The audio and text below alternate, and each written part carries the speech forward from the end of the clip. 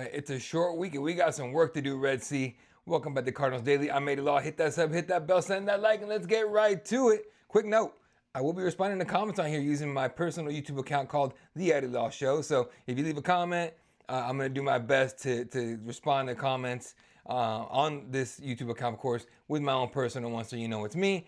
And I definitely read them. I read all of them. So I'm going to start doing a comment section starting this show. So keep an eye out for that. If you guys can see here on the left side, the very last segment here, the comment segment. So we're getting it right to it. This for these comments, of course. So let's get it going here. Arizona Cardinals made a flurry of roster moves ahead of their first primetime game of the 2025 season. A Thursday night showdown with the Seattle Seahawks. You know how if you're a Cards fan, I know you feel some type of way about Seahawks just like I do. So this is a big time game. At the heart of it all, though, is the fallout from James Conner's season-ending ankle injury. It's a huge blow. So biggest move is the promotion of offensive lineman DeMontre Jacobs from the practice squad to the active roster. Jacobs provides depth in the trenches, which is crucial given the physical style of play the Cardinals want to maintain, especially now that the backfield will look very different without James Conner. Speaking of the backfield, Cardinals have officially placed James Conner on the injured reserve, which we knew was coming after he went down against San Francisco. That means Trey Benson will carry the load moving forward. But this also signals that the team is preparing for a long-term adjustment without their emotional leader on the field. It's going to be scary. I'll tell you that right now. But on defense and special teams, the Cardinals added some fresh faces to the practice squad. They've signed linebacker Elliott Brown and safety Patrick McMorris. McMorris, see, this is an interesting one. 6th-round draft pick for the Dolphins, I think last year or the year before? No, last year, 2024. He saw action in 6 games as a rookie. Also spent time with the Giants practice squad earlier this year. He's versatile, he's physical, and he gives the Cardinals more depth in the secondary, which is especially important given all the cornerback injuries that our DB room has been dealing with lately. So we'll see how good those guys do in the lineup, should the game get in the game. So to make room, the team has released defensive lineman Keon Bars from the practice squad. Never easy to see young talent move on. It's the reality in the NFL, though, right? When injuries force teams to shuffle the roster, you got to let some guys go. So what does this mean, heading into Thursday night? Well, it's clear the Cardinals are patching holes and trying to stabilize both sides of the ball after a tough week. Losing Conner is massive, but adding depth on the offensive line and the secondary is about weathering the storm. Cardinals know that they're stepping into the national spotlight against the division rival, even though it's at home, but it's still a big-time game, and these roster moves are about staying competitive, adjusting on the fly, and showing that they can respond to adversity. All eyes are going to be on the shuffle, this reshuffle roster when the lights come on against Seattle this Thursday night, just a couple sleeps away at State Farm Stadium. And the one problem that's just glaring, and you and I both know it, is the Drew Petzing problem. Let's talk about the NFL in a room, right?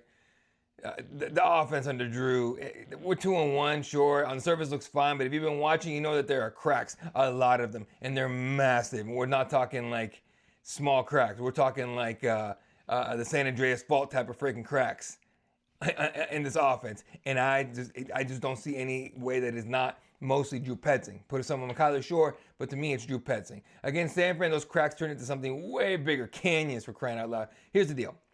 Petzing he's year 3, right? Yeah, offensive coordinator. He has a philosophy. He wants to run the ball, stay physical, control the game, control the tempo, control the clock. That's why you see 2, sometimes 3 tight ends on the field. He wants to be a top 5 rushing team because historically, those teams make the playoffs. Sounds good on paper. Problem is, Cardinals don't have the offensive line to make it a vision a reality, really. Look at the numbers, right? Paris Johnson Jr., he's a high-grade left tackle, right? But both guards, Evan Brown and Isaiah Adams, are struggling pretty rough. I think ranked near the bottom of the league in run blocking. Jordan Williams hasn't been much better, really. And when your entire interior is losing battles, can't run the football, right? And that's exactly what Petzing keeps calling, though. Run game, run plays. Against the Niners, Arizona finished with just 106 rushing yards, and more than a third of that came from Kyler Murray scrambling. And not just scrambling, not design scrambling, survival scrambles. Like, let me get the heck out of here and not get destroyed kind of scrambles. For a little guy like him, makes sense. Meanwhile, the passing games, we have weapons in the passing game. And they want to be used. Sure, Trey McBride's leading the team in basically every receiving category, right? He's got 24 targets, 182 yards, 10 first downs. So he scored a touchdown last week. He's been excellent. But what about Marvin Harrison Jr.? Number 4 overall pick. What about Michael Wilson? What about Zay Jones? Harrison's been explosive when he's involved, but he's averaging 14 yards per catch, but he's not being targeted very much at all, right? And sure, you can put some of that on Kyler, but again, these designed plays, you have to target Marvin Harrison Jr. I've seen a lot of blasphemy garbage from people, fans especially, talking about Marvin Harrison Jr. was overrated. He's a bust. Eat it. Second year. Shut up. Y'all don't know nothing when it comes to that. You know you don't, right? It's just, and I'm not saying I do. I'm not an NFL player. I wasn't in there. But what I'm telling you right now is the eye test. We don't have all the pieces together to make this work. We just don't, right? As of now, anyway. And I think Drew needs to put it on Kyler and be like, hey, dude, we need to target this dude. Target him, right? There was that one game last season. Forgot who we played. But Kyler literally tried to force feed the ball to Marvin Harrison Jr. That's what we need right now, right? That's what we need. Find this new identity between the run game and the passing game. Now, here comes the worst of it all, in my mind. The biggest blow, with James Conner being out for the season. He's the leader. He's the reason we have a run-first philosophy, and he's the centerpiece, and he's gone, right? Sure, Benson has potential. He's raw, but he has potential. He hasn't shown he can be a 20-yard carry in the NFL, carry back in the NFL yet, but ultimately because he doesn't have a chance to do it. This Thursday night, he gets a chance to do it, right? Amari DeMercado is solid. He's definitely a role player, though, but without Connor, Petzing's vision for this offense takes a huge hit. So what's the solution? Has to be adaptation, right? If the run game isn't there, open up the play, but get Harrison Jr. some double-digit targets for crying out loud. Scheme McBride in space. Get Wilson and Benson involved in the passing game. Throw 40-plus times if that's what it freaking takes. Like, come on. Stop forcing an identity that doesn't fit the personnel. Because right now, Petzing's play calling is predictable, it's stagnant, it's easy for defenses to sit on, it's garbage. And here's the kicker, okay? On Thursday Night Football, this Thursday night, obviously, against Seattle, on a national stage against a division rival, a defense that can pressure and create turnovers, if this offensive line lays an egg, we are in trouble, okay? We might be talking about more than just a philosophy on Friday morning. We might be talking about job security for Drew Petzing, okay? Now, I'm not saying fire Drew Petzing today. I'm saying do it tomorrow, all right? Saying do it at some point. I think we've seen enough. I think personally we've seen enough, okay? They're not going to do that. JG just came out in defense, I'm sure, but still, like, we need to do something. Like, this is getting old. This is getting crappy. With the schedule we have, let's not sugarcoat it. It's not a hard schedule. It's not, really. But with the type of play calling Drew Petzing's making, it won't matter. It's gonna look like we had the toughest schedule in the league, and it's definitely, hell no, it's not. Y'all know I'm right. So it's year 3 for Drew Petzing, right? This new system it's not a new system really, right? But the players aren't responding, or they're not buying into it, and the scheme isn't working. If the offense is sitting and 19 is scoring, change has to come from somewhere. Whether it's play calling duty shifting to maybe, I don't know, Drew Terrell, the Petzing coordinator, or maybe Petzing getting his head out of his butt and figuring out on the fly. I don't know, right? But Cardinals can still be competitive. They can still chase the playoffs. But if not,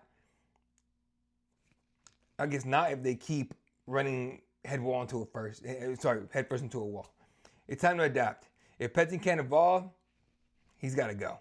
Bottom line, because this season can unravel with the quickness, okay? And on that point, this running game needs some help. It needs some major help, okay? As much as I like Trey Benson, right? Yesterday, I made the case for Cam Scatterbo, and some of the comments here came back about Cam, and I would love to get Cam Scatterbo. But watching Monday night, it wasn't Tuesday, it was Monday night, Ravens-Lions game. There's one guy that I draft consistently to my fantasy teams that, sure, he's like touchdown dependent for points, but I like the way he plays. Okay, and I'll talk about him right at the end of this point. But let me set it up for you. After 3 weeks, sure, we're 2-1, a little bit of trouble. It's actually a record that a lot of teams would love to have. There's a lot of offers right now, right? But we just can't run the football. Defensively, this team has, been bend but don't break. Giving up yards, but we're 5th in the NFL in points against, so that's not bad. It's winning football. But on the other side of the ball, if you don't put up points, that defense doesn't matter. You just waste the effort like we did last week. So in 2024, the Cardinals were one, I think, of the best rushing teams in the NFL.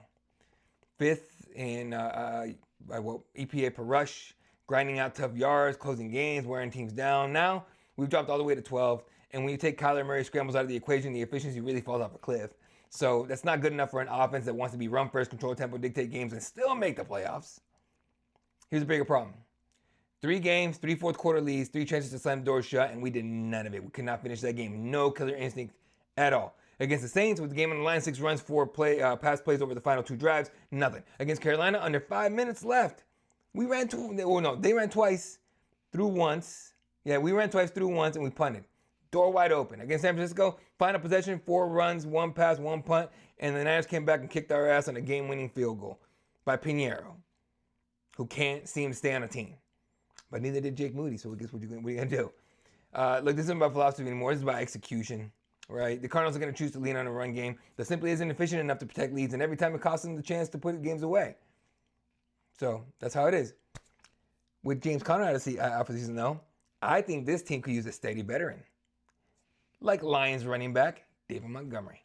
Here's why. Montgomery, in my mind, is the exact kind of back this offense needs. He's physical. All right, he runs downhill, and I mean, honestly, like, he bottom line can ball straight up. He can ball. He can move the chains. He falls forward. He'll help you finish drives and finish games. Second, he's durable. He's versatile. Montgomery can catch passes out of the backfield. He looks good with it. Plus, he picks up blitzes, and he does all the little things that Trey Benson's still learning how to do. Benson is upside, no doubt. But pairing him with Montgomery, like, with a veteran like Montgomery, he gives Arizona both a developmental weapon and a reliable vehicle instead of the offense. Finally, it's about identity. Pezzi wants the team to be run first. JG wants the team to be run first, and defensive juggernauts control the clock kind of units. Sure, great. But right now without Connor, we don't know what we have. Okay, I'm going to find out on Thursday. If Thursday doesn't go well with the run game, or at least decent, or at least, I guess, status quo with this whole season, we have to look elsewhere. I think David Montgomery, while not a flashy move, he's the kind of plug-and-play type of player and veteran who can stabilize Arizona's backfield. So we keep our run-first philosophy alive, and we help this team actually close out wins. Let's just, in my mind, let's just hope that somehow they make it happen, because this is just rough, guys. Super rough. All right, comment bag time. Had a couple of decent ones here. Start with the first one. Designed by John Perez. Scatterbo reminds me of a modern-day Mike Ocelot. That's a damn good comparison right there. Michael Carter finished last season as RB number 1. Not taking Scatterbo was such a massive mistake, and he was available. We had a shot at him. Giants beat us to it. Giants were smart about it, and now they're happy. The Giants don't make good moves. Let's be honest, right? You guys remember that was it last year or the year before? Whenever Jaden Daniels came out, I think it was the year before. But the GM's son was on Hard Knocks, and he asked his son, like, "Hey, who do you?" Or he asked his kids, "Who should I draft?" And that one kid goes, "Hey, look, draft Jaden Daniels. This job only comes once in a lifetime. You might as well win." They didn't draft Jaden Daniels, and in fact, they're actually starting the Dax kid that honestly no one even knew about before the freaking draft. They're starting him instead of Russell Wilson. So not taking Cam Scatterbo, definitely kind of biting us in the ass right now. So, what are you gonna do? All right, next comment. The Giants ain't about to trade Scat. You're probably not wrong. Honestly, you're probably right. That's why I threw out the David Montgomery option. But I'm hoping. Well, I hope. Look, let's be honest. The Giants aren't smart. Maybe we'll get lucky. So, all right. We got Mike Carter for DeMercado.